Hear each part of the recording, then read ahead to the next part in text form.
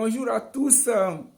Aujourd'hui, nous allons parler de la divinité de Jésus-Christ. Mes bien-aimés, la divinité de Jésus-Christ, c'est un mystère que les philosophes ne peuvent pas expliquer.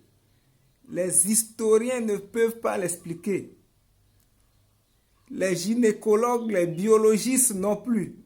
Les savants ne peuvent pas l'expliquer. Seule la grâce de Dieu peut l'expliquer. Et si tu n'es pas poussé de la grâce de Dieu, tu ne pourras pas l'expliquer. Tu vas lire la Bible et en passer sans pouvoir. C'est-à-dire savoir exactement où c'est écrit que Jésus est un Dieu. Bon, premièrement, nous allons lire Matthieu, verset 1, verset 23, qui dit: Voici la Vierge serait enceinte, elle enfantera un fils, et on lui donnera le nom d'Emmanuel, ce qui signifie Dieu avec nous.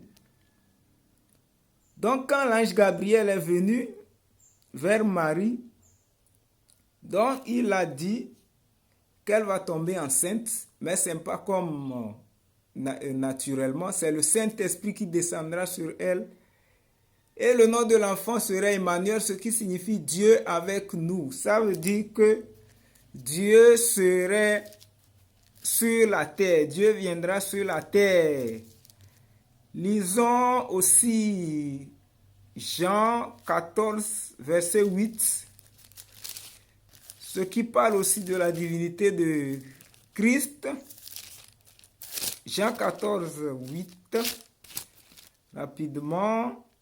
Philippe lui dit: Seigneur, montre-nous le Père, et cela nous suffit. Jésus lui dit: Il y a si longtemps que je suis avec vous, et tu ne m'as pas connu.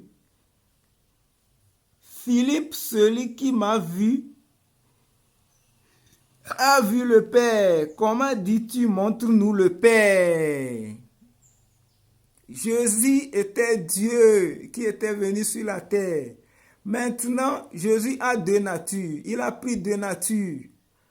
C'est que Jésus était venu pour sauver le monde de ses péchés. Pour que le sacrifice qu'on faisait, pour le pardon des péchés soit aboli. Le sacrifice du sang des taureaux, des béliers et autres soit aboli. Mais maintenant, pour que Dieu puisse sauver l'humanité, il faut l'effusion du sang. Donc il devait prendre la forme d'un homme. Sans l'effusion du sang, cela allait être impossible. C'est pourquoi Jésus-Christ a pris la forme d'un homme. C'est pourquoi Jésus-Christ, maintenant, on parlait du Fils de l'homme,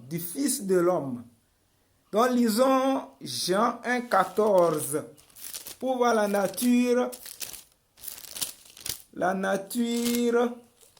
physique ou bien la nature de l'homme de Jésus. Jean 1, 14. Lisons très rapidement.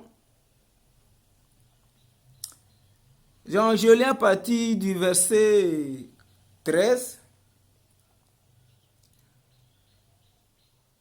Non du sang, ni de la volonté de la chair, ni de la volonté de l'homme, mais de Dieu.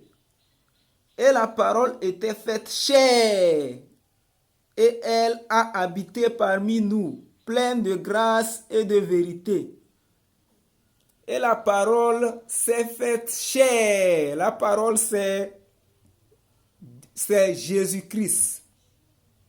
Si vous voyez le livre de Genèse, dans le livre de Genèse, au commencement, la parole était avec Dieu et cette parole était Dieu. Donc cette parole s'est faite chair. On parle de Jésus. Jésus s'est fait chair. Maintenant pour venir mourir pour nous. Donc mes bien-aimés, ne nous troublons pas en ce qui concerne la divinité de Christ. Donc, je vais vous mettre la puce à l'oreille pour vous dire que Jésus est Dieu, mais pour venir y sauver le monde, donc il devait prendre, comment l'appelle-t-on, et la forme humaine pour pouvoir verser son sang et sauver le monde. Quand on dit Dieu le Père, Dieu le Fils, Dieu le Saint-Esprit, on parle de la Trinité. Moi, je parle, c'est un seul être. Ce n'est pas trois êtres dans une seule personne, mais c'est un seul être. Ok, shalom pour la prochaine fois.